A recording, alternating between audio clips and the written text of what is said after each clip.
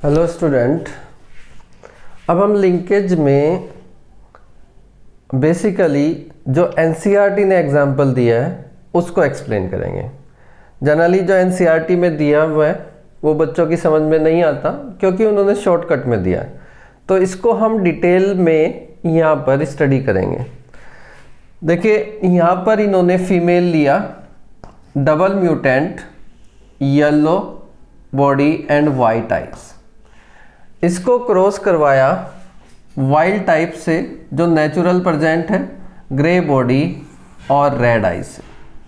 यानी wild type character जो यहाँ पर लिए ग्रे बॉडी और रेड आइज है, और जो म्यूटेंट लिए यहाँ पर फीमेल में वो येलो बॉडी और वाइट आइज है। तो ये एक ही टाइप के फीमेल एक ही टाइप के गैमीट प्रोड्यूस करेगा जो कि होंगे स्मॉल वाई, डब्ल्यू वाई, और यहाँ पर जो आपका मेल है वो दो टाइप के गैमीट प्रोड्यूस करेगा क्योंकि एक क्रोमोसोम एक गैमीट में जाएगा, दूसरा क्रोमोसोम दूसरे गैमीट में, तो यहाँ पर ये दो टाइप के गैमीट मेल प्रोड्यूस करेगा। ठीक है, इनसे आपका F1 बनेगा और F1 दो टाइप के बनेंगे, एक फीमेल, क्योंकि फीमेल का जो गैमीट है वो इसके गैमीट से फ्यूज करेगा जो कि X क्रोमोसोम है। तो यहाँ पर जो आपका बनेगा फीमेल वो बनेगी grey body and red eyes, क्योंकि यहाँ पर Y डोमिनेंट है, यहाँ पर भी W डोमिनेंट है, यानी येलो बॉडी ग्रे बॉडी और रेड आइज के लिए यहाँ पर डोमिनेंट एलील है। तो इस पार्टिकुलर केस में यहाँ पर जो आपका फीमेल बनेगा वो वाइल्ड टाइप होगा। और देखिए यहाँ पर ये जब इसके साथ फ्यूज करेगा, यानी फीमेल गैमीट जब मेल गैमीट के साथ फ्यूज करेगा, तो यहाँ पर आपका बनेगा yellow and white eyes, yellow and white eyes. तो ये हमारा यहाँ पर म्यूटेंट है मेल। अब हम इसको क्या करते हैं, इन दोनों को क्रॉस करवाते हैं। तो क्रॉस कराने के बाद अब हम देखेंगे कि ये पार्टिकुलर जो फीमेल पेरेंट है ये 4 टाइप के गैमीट प्रोड्यूस कर सकता है, क्योंकि अगर यहाँ पर क्रॉसिंग ओवर हो रहा है तो क्रॉसिंग ओवर होने से आपके दो ये रिकॉम्बिनेंट बनेंगे और YW ये आपका पेरेंटल कॉम्बिनेशन होगा गैमीट का, ये आपका पेरेंटल कॉम्बिनेशन होगा। लेकिन क्रॉसिंग ओवर से यहाँ पर ये एक्सचेंज हो जाएंगे, तो यहाँ पर small y W plus recombinant बनेगा और Y प्लस W रिकॉम्बिनेंट बनेगा। लेकिन मेल के केस में देखिए, मेल में ये आपका पार्टिकुलर एक गैमीट ये बनेगा YW और दूसरा गैमीट बनेगा जिसमें कि ओनली Y क्रोमोसोम होगा। तो इस पार्टिकुलर सिचुएशन में जब ये वाला मेल गैमीट इन सब के साथ फ्यूज करेगा तो यहाँ पर ये प्रोजेनी प्रोड्यूस करेगा, और जब यहाँ पर Y क्रोमोसोम वाला गैमीट फ्यूज करेगा तो यहाँ पर ये प्रोजेनी प्रोड्यूस होगी। तो अगर मैं इस लाइन को यहाँ पर सीक्वेंस में लिख लूँ, जो हमारी फर्स्ट F2 प्रोजेनी बनी है, तो यहाँ पर क्या होगा, ये येलो वाइट होगा, ये येलो रेड, थर्ड वाला ग्रे वाइट और फोर्थ वाला ग्रे रेड आइज। ऐसे ही मेल के केस में होगा।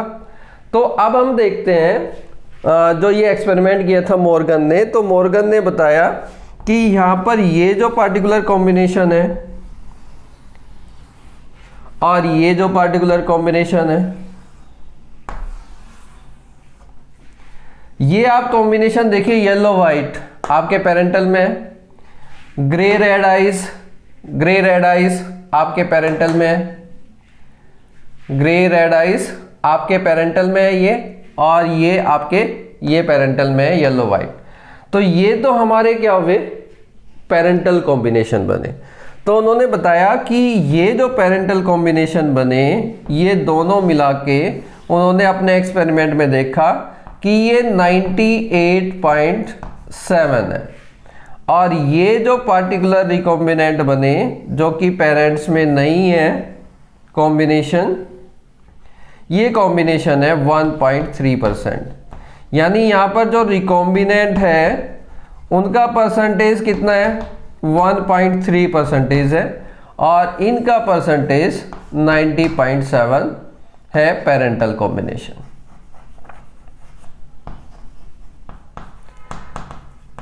तो यहाँ पर ये एग्जाम्पल भी लिंकेज शो कर रहा है। लिंकेज क्यों कर रहा है? क्योंकि जो पेरेंटल कॉम्बिनेशन है वो 50% से ज़्यादा आ रहे हैं।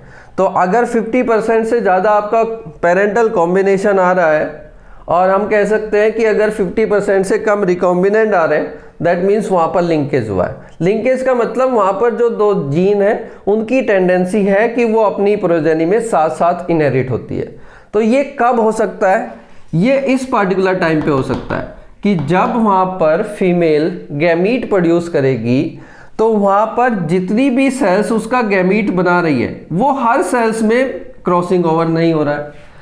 अगर यहाँ पर हर सेल जो कि गैमीट प्रोड्यूस बना करती फीमेल में, जो जर्म सेल्स गैमीट बनाती, उस पर्टिकुलर सिचुएशन में अगर हर सेल में क्रॉसिंग ओवर होता तो हमें ये 25% ये मिलते, 25% ये मिलते, 25% ये मिलते, 25% ये मिलते। यानी वहाँ पर जो आपका रिकॉम्बिनेंट और पेरेंटल टाइप होता वो 50-50% होता, लेकिन ऐसा नहीं हुआ है। यहाँ पर हमें मिला है 98% पेरेंटल कॉम्बिनेशन मिले। इसका सीधा सा मतलब है कि यहाँ पर जब फीमेल की जर्म सेल्स डिवाइड कर रही है तो हर सेल्स में क्रॉसिंग ओवर नहीं हो रहा है, और अगर हर सेल्स में क्रॉसिंग ओवर नहीं हो रहा है तो हमें पेरेंटल कॉम्बिनेशन ज़्यादा मिल रहा है। तो ये जो एग्जाम्पल है ये भी लिंकेज को डिफाइन कर रहा है। लिंकेज का मतलब है कि अगर दो जीन एक साथ इनहेरिट हो रही है, उनकी ज़्यादा टेंडेंसी है एक साथ इनहेरिट होने की, तो उसको हम टर्म देते हैं लिंकेज। तो लिंकेज कभी भी हम दो जीन के रेस्पेक्ट में डिफाइन करते हैं। तो लिंकेज अगर मैं टर्म की बात करूं, अगर ऑटोसोम्स पर आपके दो जीन के बारे में बात कर रहे हैं हम, उसके लिंकेज के बारे में कि वो कितना F2 जनरेशन में कितने पेरेंटल कॉम्बिनेशन दे रहे हैं और कितने नॉन पेरेंटल कॉम्बिनेशन दे रहे हैं, और वही दो जीन अगर सपोज हमारे सेक्स क्रोमोसोम पर है और उन दोनों के रेस्पेक्ट में हम लिंकेज देख रहे हैं, तो उन दोनों के ऑटोसोम्स और सेक्स क्रोमोसोम पर दोनों का जो इनहेरिटेंस हो रहा है टुगेदर, तो उसको हम टर्म देते हैं लिंकेज। यहां पर एक और इंपॉर्टेंट पॉइंट है कि एक टर्म आता है sex linkage. Sex linkage is a different thing. वहां पर हम दो जीन के बीच में वहां पर उनका लिंकिंग बिहेवियर नहीं देख रहे हैं। सेक्स लिंकेज का मतलब है कि अगर एक जीन के रेस्पेक्ट में हम उसका इनहेरिटेंस पैटर्न देख रहे हैं, यानी कोई पार्टिकुलर जीन है, एक सिंगल जीन है, और उसके जीन सेक्स क्रोमोसोम पर प्रेजेंट है, तो वो कैसे इनहेरिट हो रहे हैं, तो उसको हम टर्म देते हैं सेक्स लिंकेज या सेक्स लिंक्ड इनहेरिटेंस, जो कि इस लिंकेज से डिफरेंट है।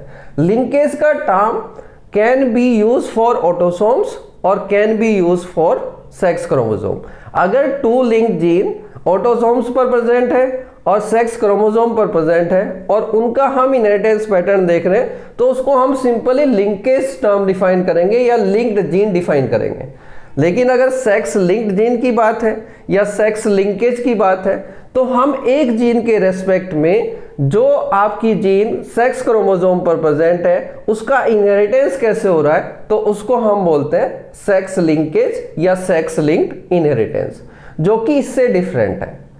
तो यहाँ पर सिंपली हमारा दो चीजें आई।